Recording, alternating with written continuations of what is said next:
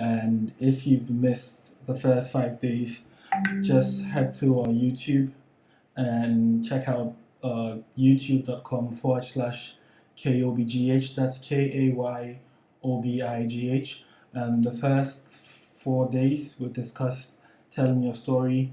We discussed the brand sprint, which is like how do you figure out what your brand stands for. There's no sound. Okay, I think the guys on Instagram saying there's no sound. Can you hear me? Hold on, if you're online on Facebook and YouTube, one sec. Let me find out if they can hear me. Okay, they can hear me. Cool. Hi, Miss Darkwa. Yeah, so you have this idea and we figured out how you're gonna position the brand. We figured out what's important to your customers. We figured out how you position your brand. We figured out how you're gonna produce it. That was yesterday. And today we're gonna talk about selling the brand. Be it clothing or be it shoes or whatever. It's not too difficult to start, and especially during this time when there's a downtime and there's going to be possibly a recession. This is a good time to have a part-time fashion brand or clothing brand. This is a good time to start. So today, if you're on YouTube, you'd be able to follow with the documents, the course guideline that we're showing on YouTube. If not, you can just follow and ask any questions.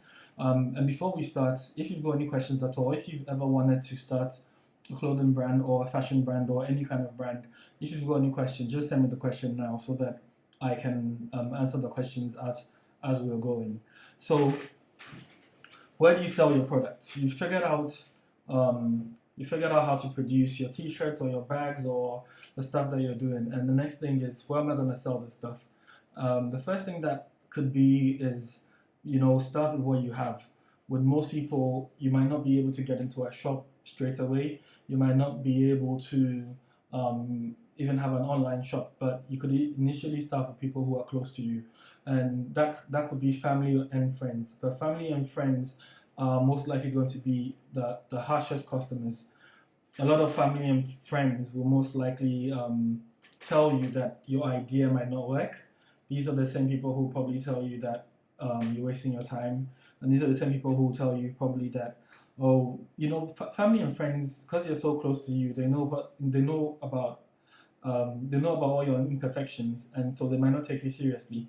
But if some family and some friends might invest in your product at first, and once you get the first customer, preferably somebody who's not a family member, it validates your idea, because it validates your idea simply because somebody who you don't know, somebody who hasn't got a personal interest in your story or in your brand or in your idea, feels that what you're doing is meaningful, what you're doing is useful. So what that does is it allows you to believe in what you're doing. It gives you a boost, and also it gives you money that will allow you to build your brand, especially if you're starting your brand with little or no money. Now, this customer essentially becomes your biggest fund or your biggest way of marketing. We spoke about doing direct sales and doing trying to get word of mouth to sell your product. And these are the customers that would wear the t-shirt or wear the bag or wear the shoe or wear the shirt, take it somewhere, and someone's going to ask, oh, a nice shirt or a nice shoe, where'd you get that from? So the whole idea would be to find people like that, the early adopters, people who understand what you're trying to do, people who buy into the idea of what you're doing. And if you had done your market research at the early stage before you started the brand, it will be easier to find where these people are so that you can sell the product to them, right? Now, the next thing would be to sell in retail. You might say, well, I don't have enough money to open a shop. Okay, you might not have enough money to open a shop, but then you could probably have enough money to go to a pop-up shop, or to go to a fair, or to go to, maybe if you are in a church or a mosque and they have an event, you could get a table at an affordable price and then start showing your product to people. The whole idea when you're starting is to try and get the product to try and get as many people as possible to see the product and interact with the product, right? If you get a lot of people really interacting with the product, what's going to happen is they're going to be able to give you feedback. They're gonna be able to tell you if the product is good or not. How people react when they walk up to your table and they pick up the item and they smile or they interact with it or they give you feedback. That's the feedback you need to validate your ideas, or that's the feedback you need to be able to improve on the product or the service or the idea, right? So get it out there. Don't be afraid to get it out there, because if you're afraid to get out there, you're never gonna get critical feedback, and without that feedback you won't be able to really grow your business. You won't be able to get the ideas improve. You won't be able to improve, basically, right? Okay, so you're doing fairs, you're selling out the trunk of your car, or you're selling from public transport, you're going to events and you're selling at these events. These are the first places that would you'll be able to sell your stuff. If you guys are joining us on Instagram, this is day 5 of our free fashion brand class. We do it every day at 5. If you've got any questions on how to start a fashion brand, just send a message, send your questions now, and I'll answer them. And the whole idea of this online class is to help you start your own brand, to let you transition from being just a consumer into being a producer, and to help you also fulfill purpose.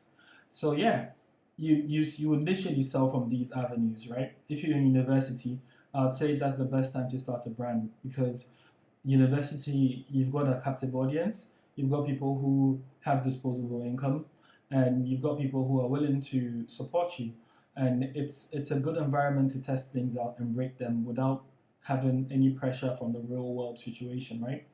So go to the local markets, go to the pop-ups, sell at the pop-ups, go to events in any of those places. Next, after all that is done, the next thing you need to do is to try online.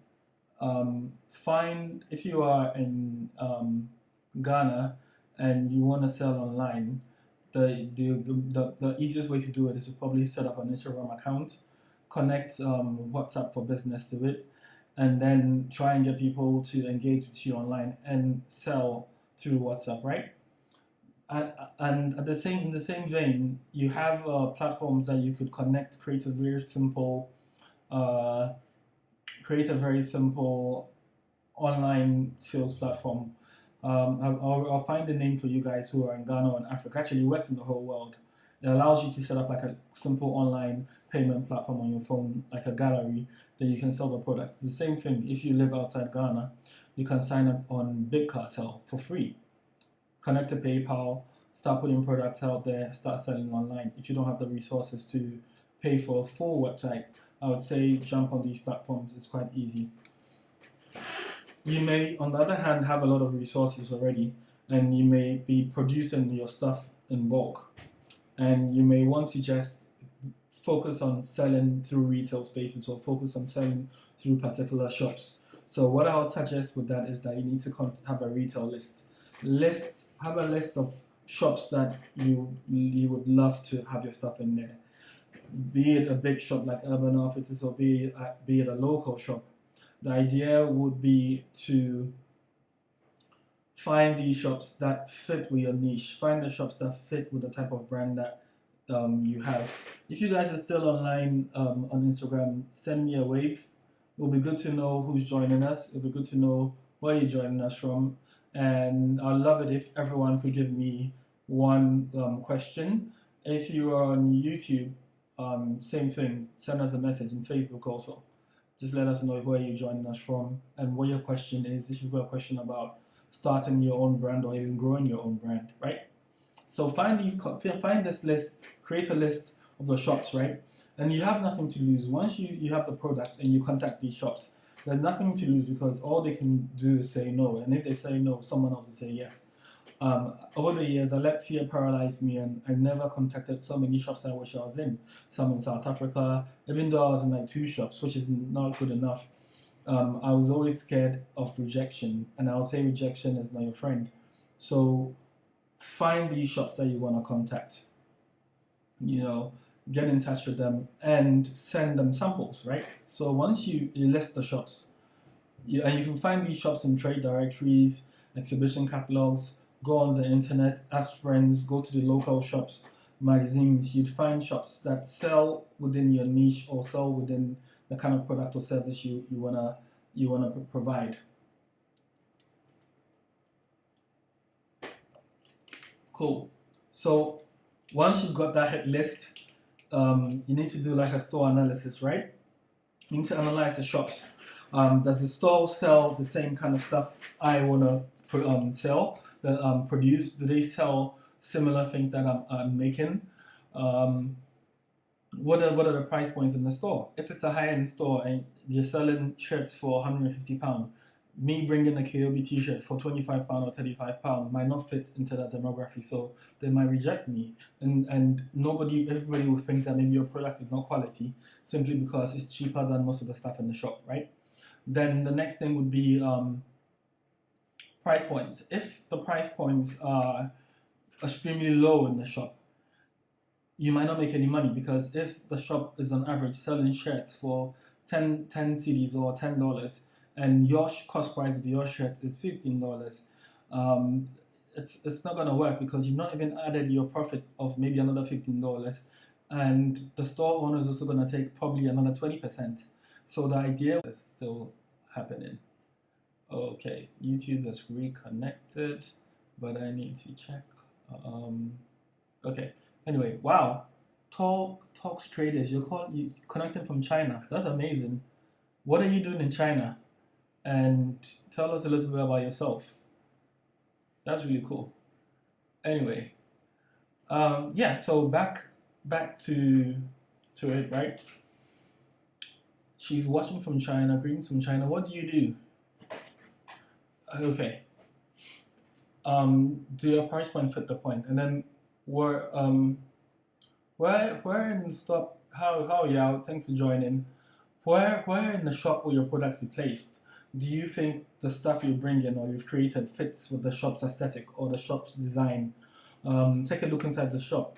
Imagine your product actually being in the shop, and if you feel like it's a fit, then that may be a good shop to contact, because that would fit that shop's aesthetic, and other brands and the shop would fit with what you like. Yeah, where are you joining us from? Oh, okay. So whose range are you gonna sit next to? If you're gonna put your stuff next to a web brand, you don't want to do that. If you're gonna put your stuff next to probably something that's too expensive, you might not want to do that. You need to figure out if the stuff you've created, the clothing or the shoes or the bags or the accessories you've created, fits with the other brands in the shop. It has to make sense, right? Does the shop only stock established brands? Do they stock up and coming brands? Some shops are really open to supporting independent brands. They're really open to supporting up and coming brands. So look for those shops. Those are the low hanging fruits that you could easily convince to stock your brand.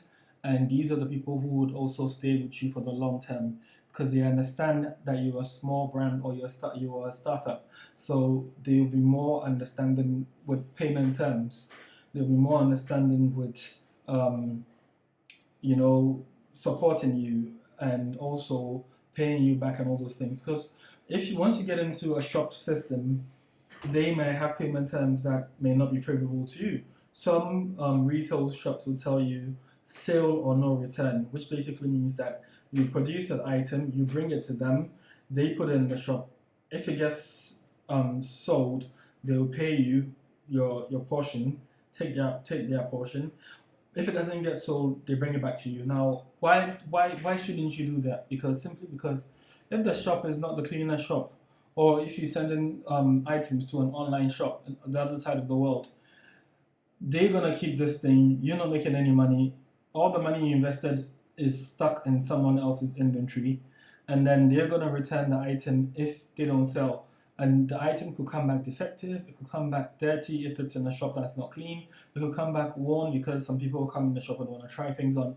So in the end, you would lose. Unless the shop has like a crazy high turnover of people buying online, it might make sense, but think about the terms and conditions that are being given to you for the shop.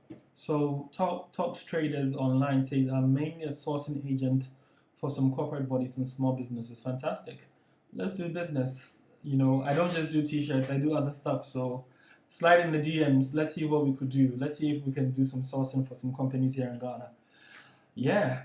So start thinking about all these things. Start thinking about how you're gonna find the right shop with the right fit. Now, before you go to the shop, you need to create a lookbook. You need to create a lookbook. If you don't know what a lookbook is, just Google fashion lookbook or scroll down our Instagram for a few. I think last year we did a photo shoot, which is basically what a lookbook is. The idea of a lookbook is to introduce your company or your brand to a shop, to a blogger, to a website, to the press. You basically need a little spiel, a little paragraph about what your brand does or what your company does. Two, you need to be able to get imagery or even video. A lot of lookbooks could be videos now, and this should tell a story about the brand, or it should feature your new collection. It should say something about what you stand for, right? And lookbooks, you need a photographer, you need a videographer to video the lookbook, and you also need a videographer to probably do behind the scenes. All that content you're going to create for the lookbook can also be used again for your social media, for your website marketing, all that kind of stuff. Now, this allows a shop or a website or anybody you like to pitch to get a better understanding of what your brand looks like visually and how your clothing also fits with other accessories that may not necessarily be from your brand, right? I hope I'm being of value to you guys. You can stop me at any time and send your questions. So by the time you finish in the class, you're gonna have something. You would have gotten the answers that you need.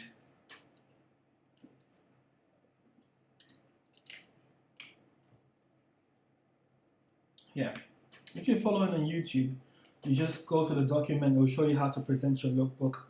Some people would put it into a digital magazine. Some people would put it as image slides. Other people will put it in as a PDF. So think about how you want to deliver a lookbook so that it's creative, it's different, and it's something that a buyer would be like, wow, I really want to mess with this brand. So, then you need to approach the buyer, right? You can contact them online, you can call them, you can send in samples, you could find a creative way of introducing yourself to the buyer. All that stuff is game. There are no rules. The rules have been made to be broken. So I would say go for it. Don't be afraid to contact these buyers. And as I'm asking you to go out and contact buyers, I'm going to be contacting buyers for my next collection. I'm not going to be scared of contacting them. I'm not going to be scared of rejection. I'm going to, act upon it, contact these people, and, hopefully some of them will love the brand enough to buy. Now, why do we want to go with buyers as opposed to just stockists? A stockist might just take your brand and not pay you for it. They might not pay for the product. They simply just want to put your stuff in the shop and probably fill up the shop, right? And so you want stockists or shops that will actually pay for the product. Even if they're paying half, it's still something, right? Once they pay for it, it allows you to have money to put back into your business and allows you to offset your production costs as opposed to someone taking bits. And the bigger the purchase from a company, the bigger your returns. It allows you to grow, right? So what are you going to send these buyers, right? You can send them the lookbook electronically, actual pictures, and you can send the lookbook to PR companies, So these are some of the things that you need to start thinking about once you have the product ready and you want to get your brand out there. Pricing. Prior to contacting the buyers or contacting the stockers or contacting the shops, you need to understand your pricing, right? And without having good pricing or without understanding pricing, you're going to lose because your product is not going to make you any money. So we're going to do like a very, very short pricing class just to give you an idea of how much it costs to produce a t-shirt like this. So these are not the actual numbers, but I'm going to, hypothetically speaking, let's say the cost of designing the shirt. So my time, my effort, my creativity, all that stuff, it has to be quantified into a cost, right? Especially if you're doing this full time, or if you don't have a 9 to 5 and stuff. Quantify your time. Your time is your most precious um, component of your life, really. And so, let's say the cost of your time is $5 for to design this T-shirt, right? Then the cost of buying the plain T-shirt is $3. So you already have five, seven, $8, right? And then you go get the shirt printed. That's another $8. So that's 16, 17, 18, 19, $20 already. So that's your cost price, right? You've not factored in marketing, which maybe costs $2 per T-shirt. You've not factored in packaging, another $2. So you're looking at like $24. So the shirt is getting quite expensive already. And then now $24, how much profit do you want to make on that? Do you be like, whoa, why don't I just times it by 3, right? That's like 300%. Now, if you times it by 3, that means your shirt is costing $60, which is a bit too high. Unless your shirt is like a premium shirt, there's no point in, how you doing, Abram? Thanks for joining. Unless your shirt is a premium shirt, there's no point in charging that kind of margins, which means that your costing will be too high, right? Or, or if it makes sense, if you're $60 for your cost, when you go into the shop is probably going to put another 20% on it. Or if the shop says, well, I'm going to add $30 on top. So that's like $30, then you're looking at 60, 70, 80. That's $90, right? So think about your costing. Find out what your true cost is, right? Times that by maybe 2 or even 1 or 3. Then put a margin on top, which the shop is going to take. That's how you'll be able to price properly. Otherwise, if you price based on your emotions, or if you price based on what you think, or you price based on what you think people would pay, you're always going to lose. So people are always willing to pay for value. People would always pay. You'd be shocked at what people pay for and how much people pay for things and the cost of things. So don't be afraid to put the right price for what you're bringing to the world. As long as you're bringing value, somebody will pay you for it, right? So price all your garments, because once you have the lookbook and you have the SKU numbers, the SKU numbers just are the numbers to identify your t-shirts, your clothing, or whatever product you have, and you would put it all together nicely. Figure out the true costs, production costs, minimum cost from the factory, all the stuff, factory minimums. We spoke about that yesterday. How long it's gonna take to produce? Because once you send the samples to the shops, the first thing they're gonna ask you is how much does it cost. Second thing they'll ask you is what is the turnaround for delivery, and if you don't have these facts on how much it's gonna cost or the turnaround for delivery, they're gonna realize you're not serious and you're not ready, and they're not gonna want to do business with you. Also, you need to also know about like international bank transfers, how to send money, how to collect money from international from abroad, all those kind of payment platforms, and anything has to do with payments. You need to start thinking about all these things. Especially if you're going to decide to maybe live in Ghana and produce your stuff in Turkey or China, you need to learn how to be able to understand logistics, understand how to make these payments, understand how to have somebody probably in another country and be able to have somebody to check on the product. You might buy something from a factory and they're going to send you a good sample, but produce something else and give you crap. Like what Talks is saying, said, I agree about pricing. I sold thermometers to people for 280 cedis, only to realize they were being sold for 700 cedis. Yeah, pricing, do your market research, find out what your competitors are charging, find out what the market you're in is willing to pay. Somebody might be willing to pay 100 cedis or 150 cedis for a t-shirt in Ghana, which is about $20 something dollars. But in another country, somebody might be willing to pay £40 for a t-shirt. So figure out where you fit and then price accordingly, right? Cool. If you guys have got questions, please shoot the questions to me and I'll be glad to answer them. So yeah, figure out what the capacity of the factory is. If you get a big order and your factory cannot produce, you're in trouble. If you decide to do cut and sew or women's African print dresses and the traditional African or Ghanaian tailor decides to fail you, what are you going to do? Are you going to have backup? Are you going to have another person who can sew the stuff for you? Start thinking about your redundancy or your backup plans. of how you're going to produce. If you're doing t-shirts, your screens don't come out well. What are you going to do? Do you have backup screens? Do you have your production time down to the T? Have you figured out how long it takes to do stuff? Get all these things planned before you contact the buyers.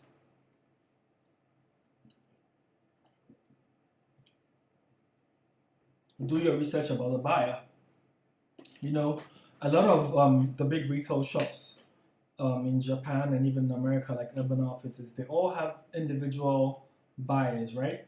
They have people who their job is just to travel around the world, to go online, do their research, and the job is to find trends, find cool brands. These people have a budget. They have a budget to buy things. If you look at like a brand like Macy's, they even have a call up sometimes in a year for new brands and independent brands, yeah? And they call you up, you come and show your brand, and if it's good enough, they stock you in Macy's. So, these people, their job is to find people like you and I, find brands that bring new life. So if your brand has a unique selling point, so you decided to make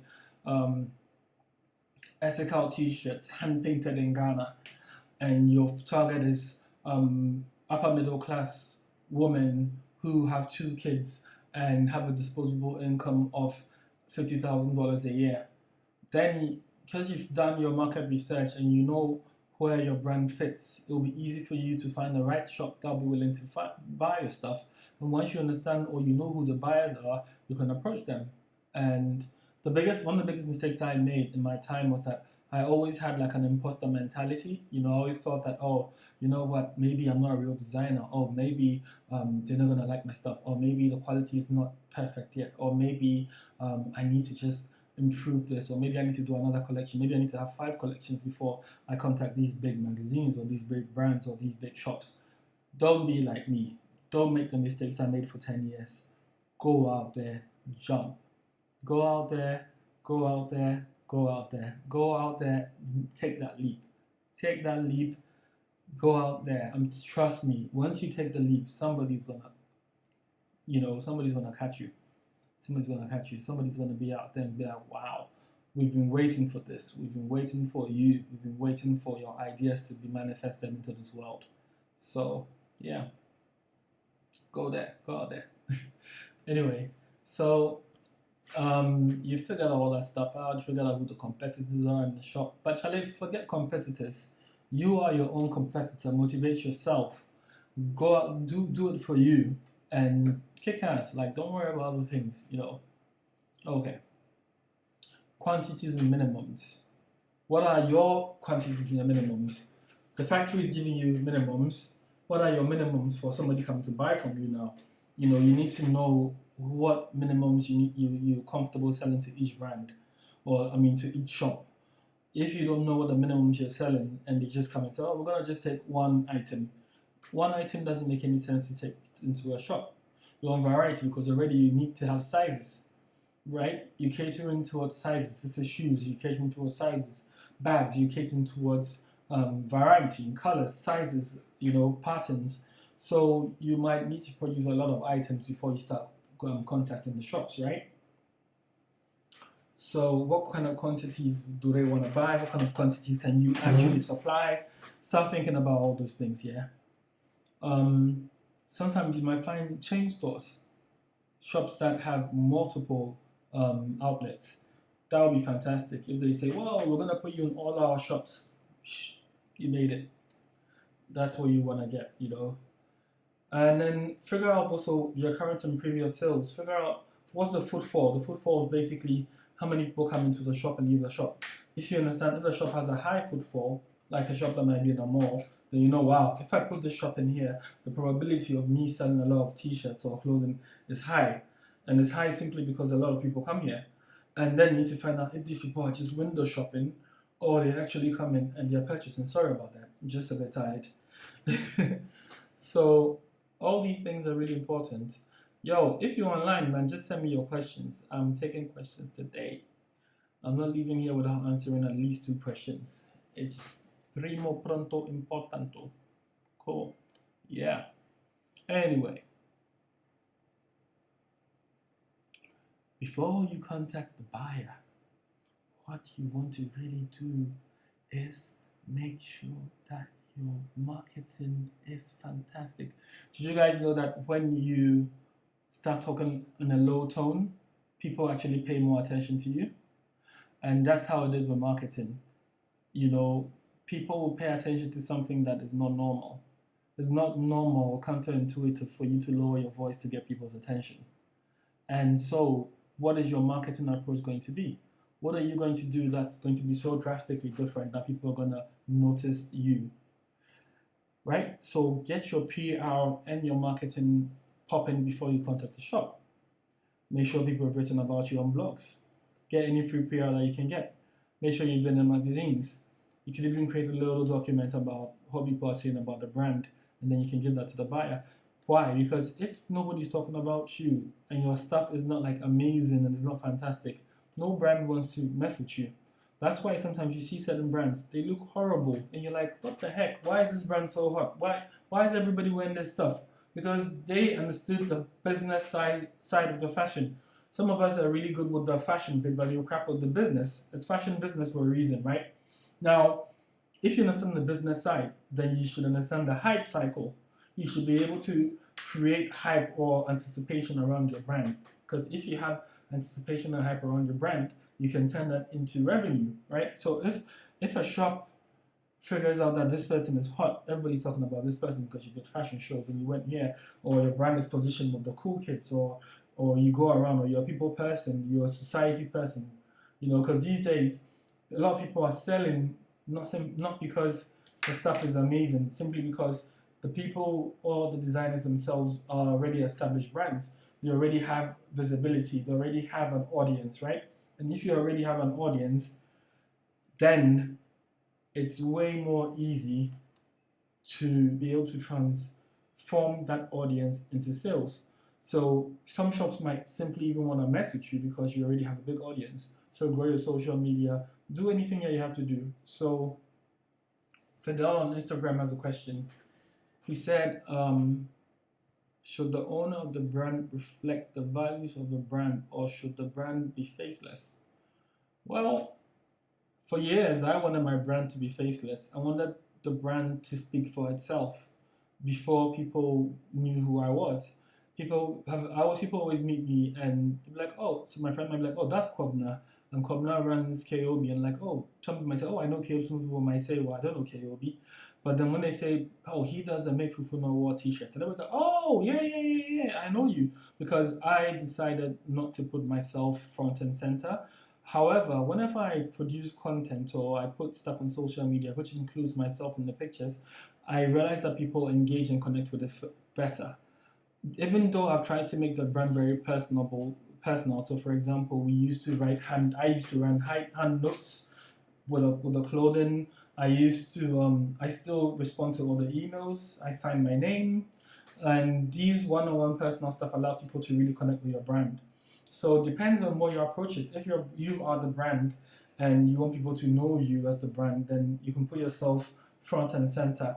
If you're not the brand and you don't want people to know you, then be faceless. Let people just focus on the brand. But then if you're faceless, your brand identity, your brand imagery, your advertising, your brand narratives and the stories and the anything that you put out there for the brand has to be consistent. It has to be engaging. It has to be exciting, and it really has to captivate people's imagination. And last but not least, it has to have an amazing story.